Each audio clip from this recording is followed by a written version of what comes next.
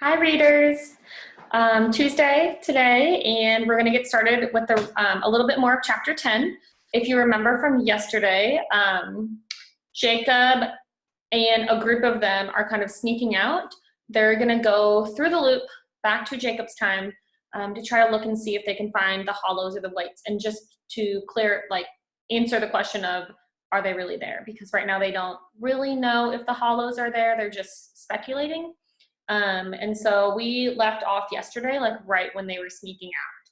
So today we're going to start that. If you remember, I said yesterday that we are going to try to finish the book by the end of the week. So I am going to be reading a little bit longer than usual, so that way we can get to the end by the end of the week.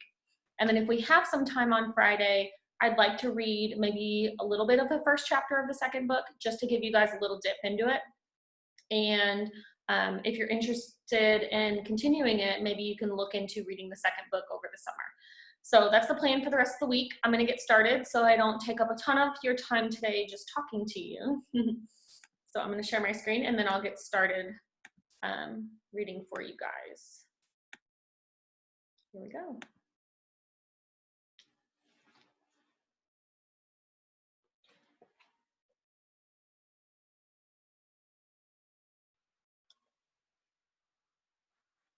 Okay, we're going to start right here at this break. All right. When we stopped at the bog's edge, am I recording? Yes. When we stopped at the bog's edge to catch our breath, Enoch reached into his bulging coat and handed out packages wrapped in cheesecloth. "Take these," he said. "I ain't carrying them all." "What are they?" asked Bronwyn, undoing the cloth to reveal a hunk of brownish meat with little tubes shunting out of it. I'm inferring it's a heart, because I know what Enoch's peculiarity is. "Ugh, it stinks!" she cried, holding it away from her. "Calm down, it's only a sheep heart," he said. Oh, that's funny. Thrusting something of roughly the same dimensions into my hands. It stank of formaldehyde and, even though it through the cloth, felt unpleasantly moist.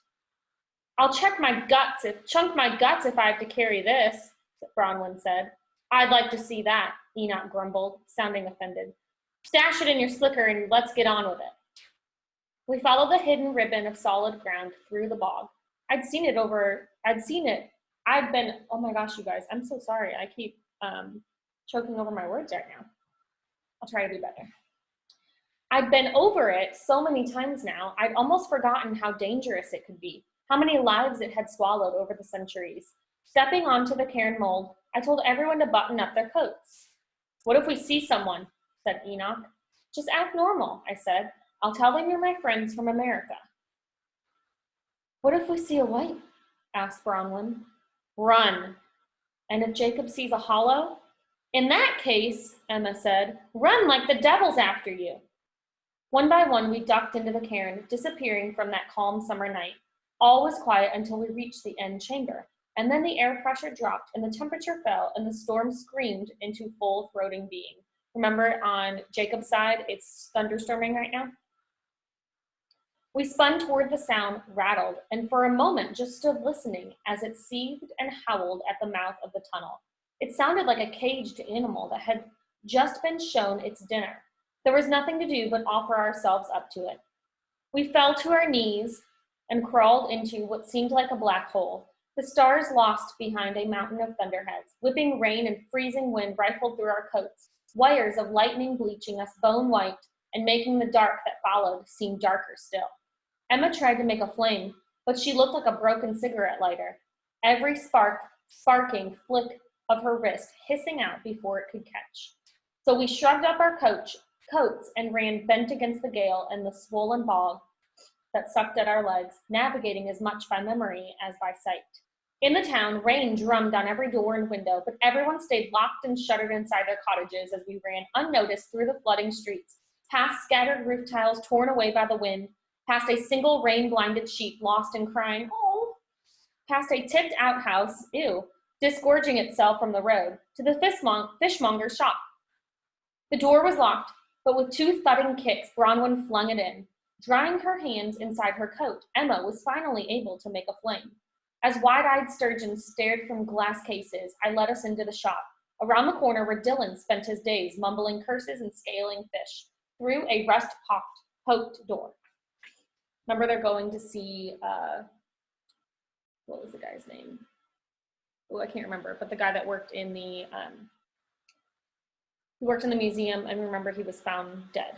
So they're going to find his body. On the other side was a little ice house. Just a lean-to shed floored with dirt and roofed with tin, its walls made from rough cut planks, rain weeping through where they had shivered apart like bad teeth. Crowding the room were a dozen rectangular troughs, raised on sawhorses and filled with ice. Jeez. I'm sorry, you guys. I'm trying. I don't know what's with me today. Which one's he in? Enoch asked. I don't know, I said. Emma shone her flame around as we walked among the troughs. Troughs? I'm going to look that word up really quick. I want to make sure I'm saying it correctly.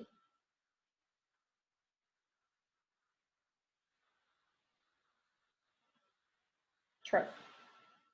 It's a long, narrow, open container for animals to eat or drink water through.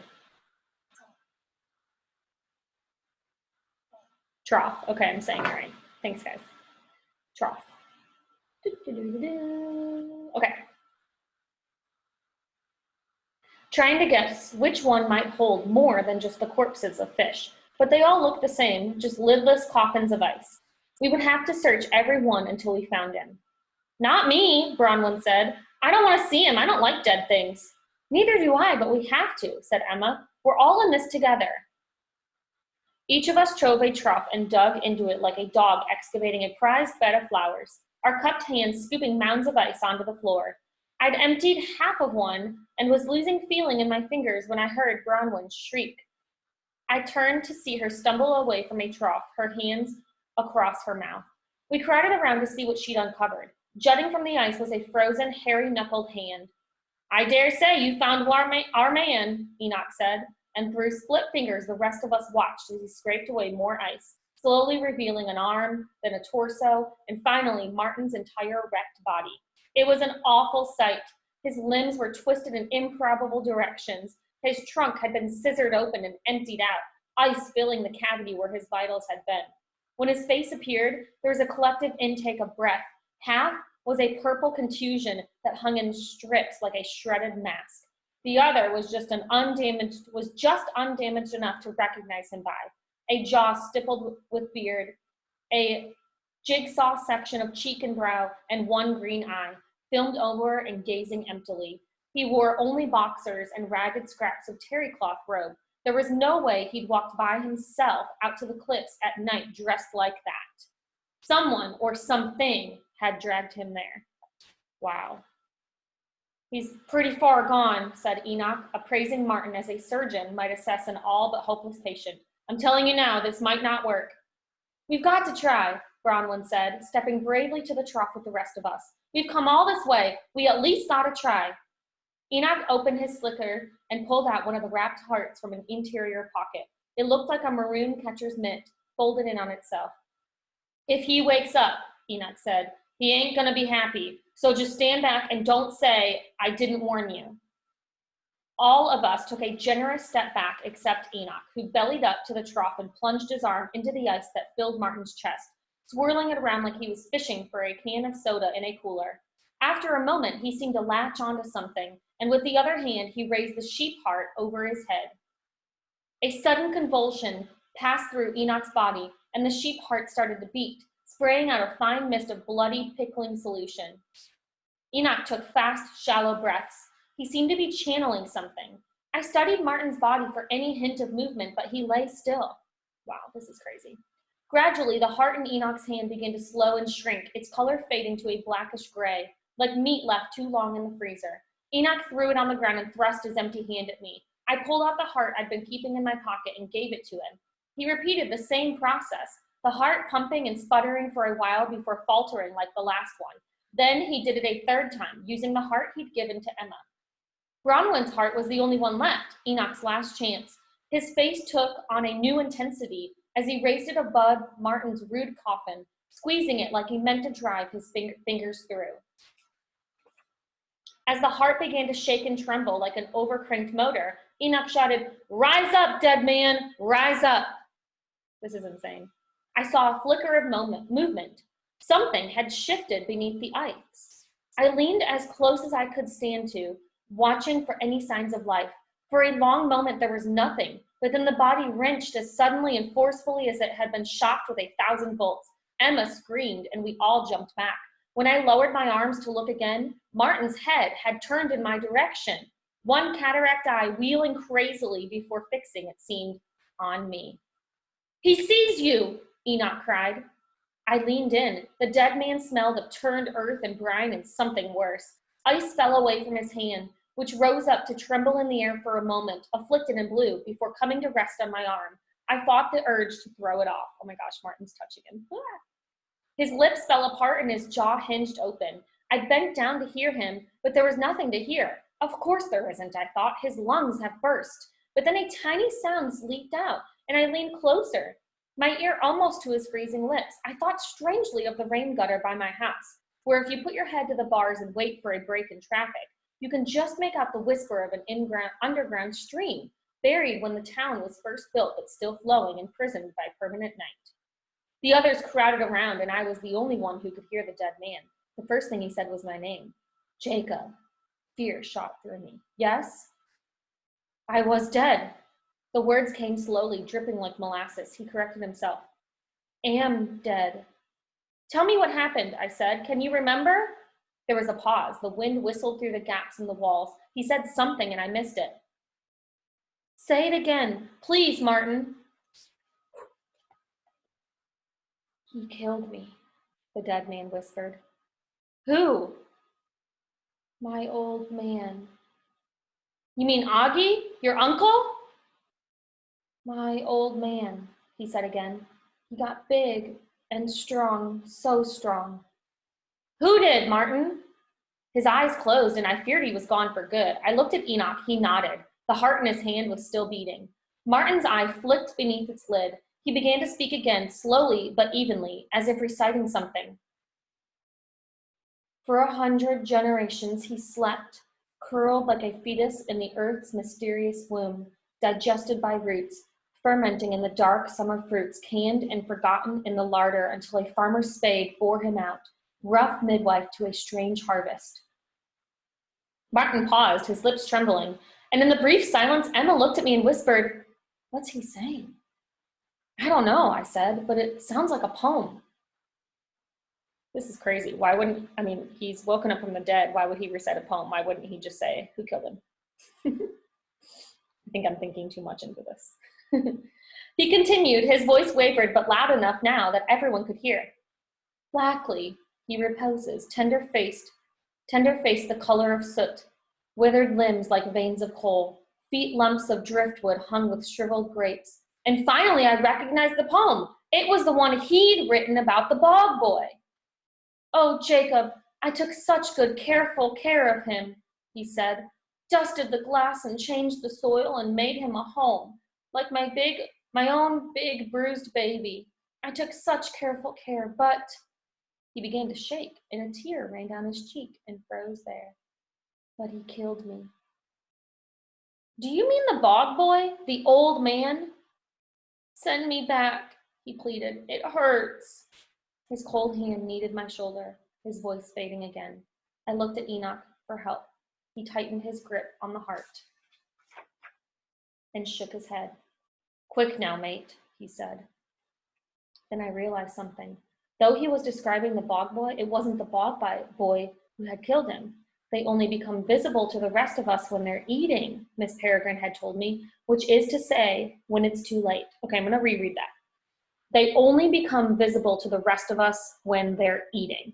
So think, what is something that they can't see? When they're eating, you can see them. Martin had seen a hologast at night in the rain as it was tearing him to shreds and had mistaken it for his most prized exhibit. So Martin thought it was the bog boy from the museum, but it's not. It's actually a hollow. You can only see them when they're eating. They were eating him. Ugh. The old fear began to pump, coating my insides with heat. I turned to the others. A hologast did this to him, I said. It's somewhere on the island. Ask him where, said Enoch. Martin, where? I need to know where you saw it. Please, it hurts. Where did you see it? He came to my door. The old man did? His breath hit strangely. He was hard to look at, but I made myself do it, following his eyes as it shifted and focused on something behind me. Oh my God, I'm so scared. No, he said. He did. And then a light swept over us and a loud voice barked. Who's there? Oh my gosh. Emma closed her hand and the flame hissed out, and we all spun to see a man standing in the doorway, holding a flashlight in one hand and a pistol in the other. Enoch yanked his arms out of the ice while Emma and Bronwyn closed ranks around the trough to block Martin from view. We didn't mean to break in, Bronwyn said. We were just leaving, honest. Stay where you are, the man shouted. His voice was flat, accentless. I couldn't see his face through the beam of light, but the layered jackets he wore were an instant giveaway. It was the ornithologist.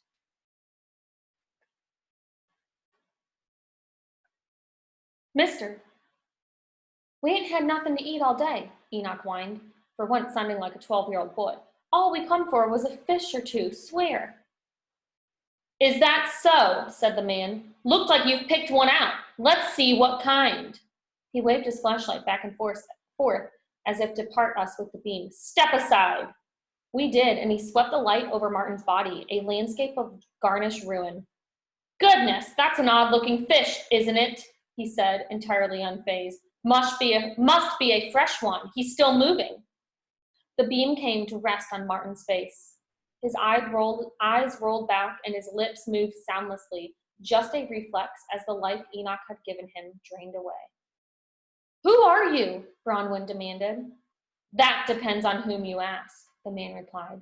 And it isn't nearly as important as the fact that I know who you are.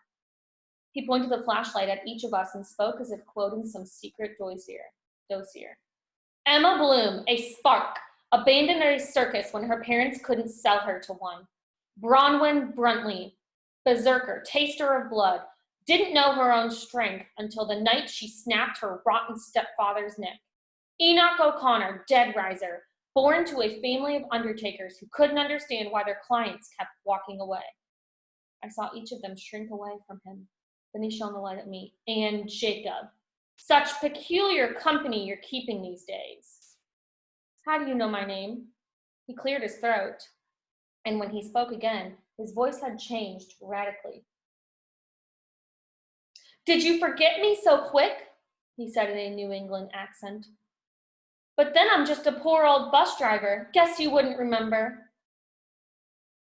It seemed impossible, but somehow this man was doing a dead-on impression of my middle school bus driver, Mr. Barron, a man so despised, so foul-tempered, so robotically inflexible that on the last day of 8th grade, we defaced his yearbook picture with staples and left it like an effigy behind his seat. I was just remembering what he used to say as I got off the bus every afternoon when the man before me sang it out. End of the line, Portman. Mr. Barron? I asked doubtfully, struggling to see his face through the flashlight beam. The man laughed and cleared his throat, his accent changing again. Either him or the yard man, he said in a deep Florida drawl. Yon trees need a haircut. Give you a good price. It was the pitch-perfect voice of the man who for years had maintained my family's lawn and cleaned our pool. How are you doing that? I said. How do you know those people? Because I am those people, he said, his accent flapped again. He laughed, relishing my baffled horror. Something occurred to me. Had I ever seen Mr. Barron's eyes? Not really. He was always wearing these giant old man sunglasses that wrapped around his face. The yard man wore sunglasses too, and a wide-brimmed hat. Had I ever given either of them a hard look? How many other roles in my life had this chameleon played? And this is the picture where they took his yearbook picture and they put staples in it, so you can see the staples right here. Okay, so let's talk about what's happening right now. This guy that's there, the ornithologist, definitely was the one that we were suspicious of, but also the ornithologist is coming out as he was Jacob's middle school bus driver. He was his family's pool and yard man. So this guy, now we know, are 3 different people in Jacob's life. And Jacob's not in middle school. Like, this has been a long time. Whew. What's happening? Emma said. Who is this man? Shut up, he snapped. You'll get your turn. You've been watching me, I said. You killed those sheep. You killed Martin. Who, me? He said innocently. I didn't kill anyone. But you're a wipe, aren't you? That's their word, he said. I couldn't understand it. I hadn't seen the yard man since my mother replaced him 3 years ago, and Mr. Barron had vanished from my life after 8th grade. Had he really been following me? How'd you know where to find me? Why, Jacob, he said, his voice changing yet again. You told me yourself, in confidence, of course. It was a middle American accent now, soft and educated. He tipped the flashlight up so that its glow spilled onto his face. The beard I'd seen him wearing the other day was gone. Now there was no mistaking him. Dr. Golan, I said, my voice a whisper swallowed by the drumming rain. I thought back to our telephone conversation a few days ago. The noise in the background. He'd said he was at the airport, but he wasn't picking up his sister. He was coming after me. Okay, so a 4th person, it was his therapist. Remember, Dr. Golan was his therapist, and he told Dr. Golan a lot of stuff. And Dr. Golan was just pretending because he wanted to know information. I backed against Martin's trough, reeling, numbness spreading through me. The neighbor, I said, the old man watering his lawn the night my grandfather died, that was you too. He smiled. But your eyes, I said. Contact lenses, he replied. He popped one out with a thumb, revealing a blank orb. Amazing what they can fabricate these days. And if I may anticipate a few more of your questions, yes, I am a licensed therapist. The minds of common people have long fascinated me. And no, despite the fact that our sessions were predicated on a lie, I don't think they were a complete waste of time. In fact, I may be able to continue helping you, or rather, we may be able to help each other. Please, Jacob, Emma said, don't listen to him. Don't worry, I said. I trusted him once. I won't make that mistake again. Golan continued as though he hadn't heard me. I can offer you safety, money. I can give you your life back, Jacob. All you have to do is work with us. Us? Malthus and me, he said, turning to call over his shoulder.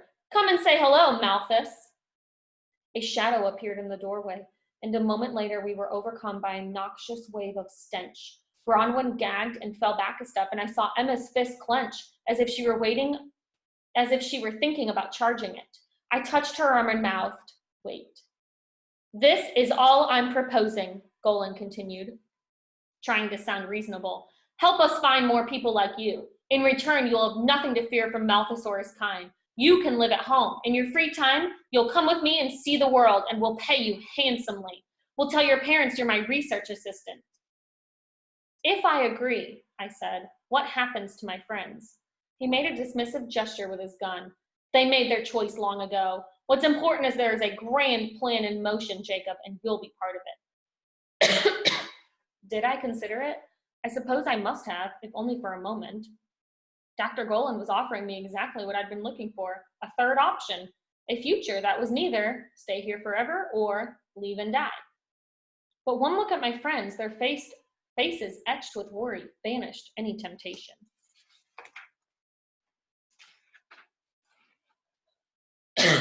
Well, said Golan, what's your answer? I'd die before I did anything to help you.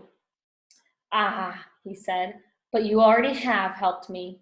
He began to back toward the door. It's a pity we won't have any more sessions together, Jacob, though it isn't a total loss, I suppose. The 4 of you together might be enough to finally shift old Malthus out of the debased form he's been stuck in so long.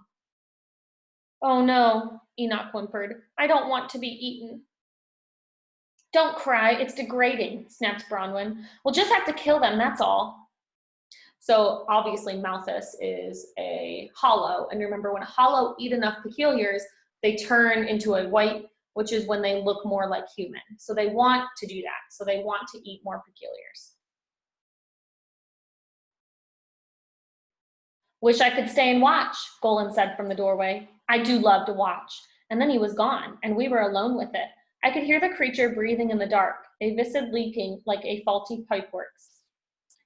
We each took a step back, then another, until our shoulders met the wall, and we stood together like condemned prisoners before a firing squad. What's gonna happen? I need a light, I whispered to Emma, who was in such shock that she seemed to have forgotten her own power. Her hand came ablaze, and among the flickering shadows I saw it, lurking among the troughs, my nightmare. It stood there, hairless and naked, mottled gray-black skin hanging off its frame in loose folds, its eyes collared in dripping putrefaction. You guys. Legs bowed, and feet clubbed, and hands gnarled into useless claws. Every part looking withered and wasted like the body of an impossibly old man, save one. Its outsized jaws were its main feature, a bulging enclosure of teeth as tall and sharp as little steak knives that the flesh of its mouth was hopeless to contain, so that its lips were perpetually drawn back in a deranged smile. And then those awful teeth came unlocked, its mouth reeling open to admit 3 wiry tongues into the air, each as thick as my wrist. They unspooled across half the room's length, 10 feet or more, and then hung there, wriggling, the creature breathing raggedly through a pair of leprous holes in its face, as if tasting our scent. Considering how best to devour us, that we would be so easy to kill was the only reason we weren't dead already. Like a gourmand about to enjoy a fine meal, there was no reason to rush things. The others couldn't see it the way I did, but recognized its shadow projected on the wall and that of its rope-like tongues. Emma flexed her arm and her flame burned brighter. What's it doing? She whispered. Why hasn't it come at us? It's playing with us, I said. It knows we're trapped. We ain't any such thing, Bronwyn muttered. Just give me one square go at its face. I'll punch its bloody teeth in. I wouldn't get anywhere near those teeth if I were you, I said.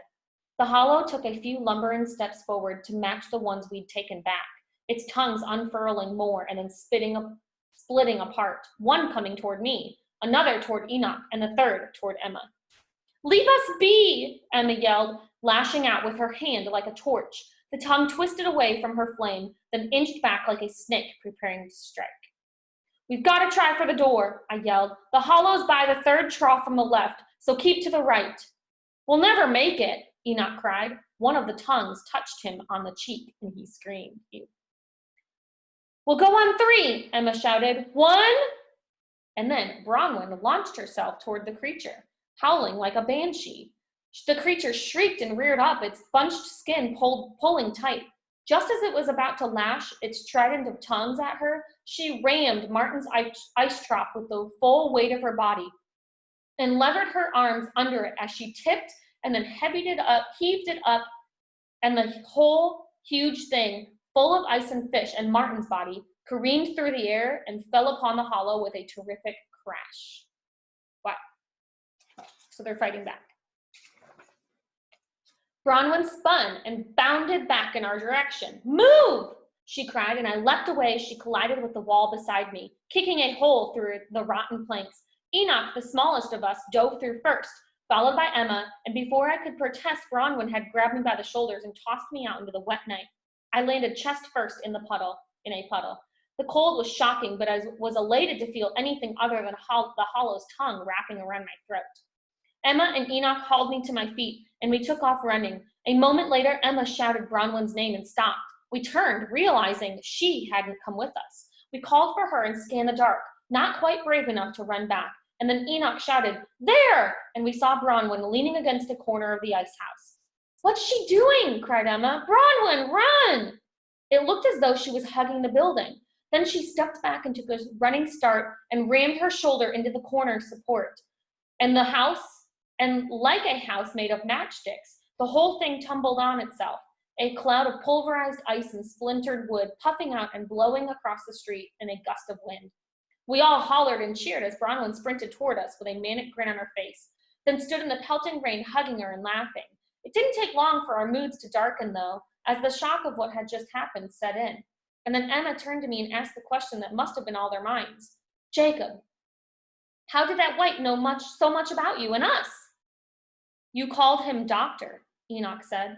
He was my psychiatrist. Psychiatrist, Enoch said. That's just grand. Not only did he betray us to a white, he's mad to boot. Take it back, Emma yelled, shoving him hard. He was about to shove back when I stepped between them. Stop, I said, pulling them apart. I faced Enoch. You're wrong, I'm not crazy. He let me think I was, though all along he must have known I was a peculiar. You're right about one thing, though. I did betray you. I told my grandfather stories to a stranger. It's not your fault, Emma said. You couldn't have known we were real.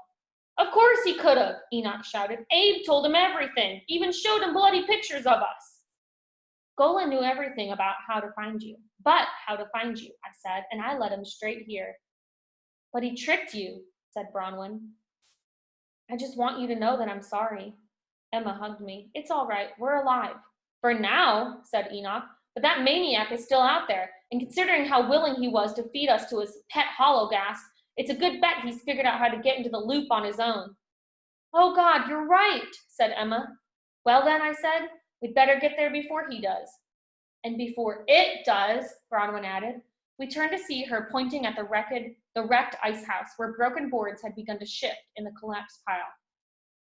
I imagine he'll be coming for us directly, and I'm fresh out of houses to drop on him. Someone shouted run, but we already were, tearing down the path toward the one place the hollow couldn't reach us, the loop. Remember that the hollow can't go through the loop, but that the whites can, so Dr. Golan can go through. The monster can't. We raced out of town in the spitting dark, vague blue outlines of cottages giving way to sloping fields, then charged up the ridge, sheets of water streaming over our feet, making the path treacherous. Enoch slipped and fell. We hauled him up and ran on. As we were about to crest the ridge, Bronwyn's feet went out from under her too, and she slid 20 feet before she could stop herself. Emma and I ran back to help, and as we took her arms, I turned to look behind us, hoping to catch a glimpse of the creature.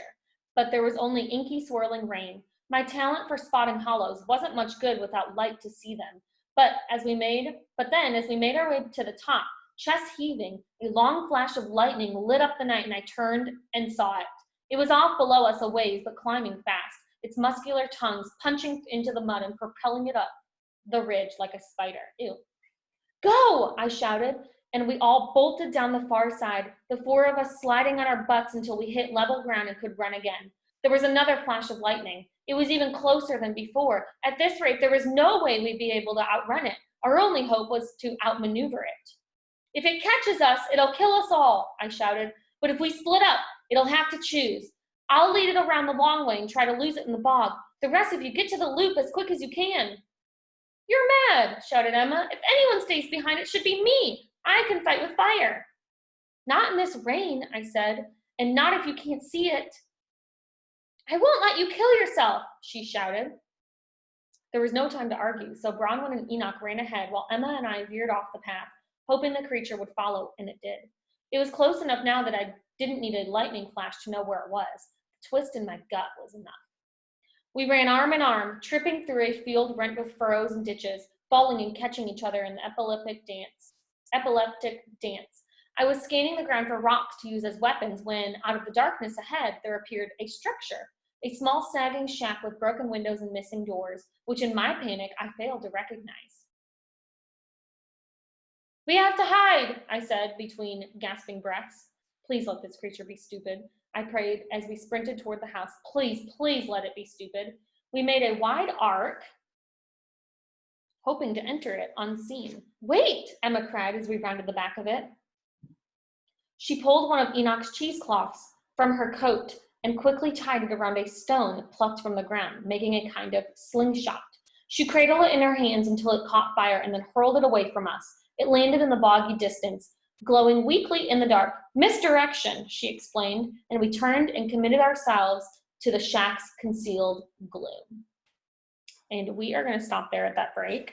I know that I read a long time today, but I'm trying to read, you know, enough so we can finish by the end of the week. So I'm not going to do a debrief right now because I know that it's been pretty long for you guys. So thank you for listening, and we'll find out what happens tomorrow. Bye.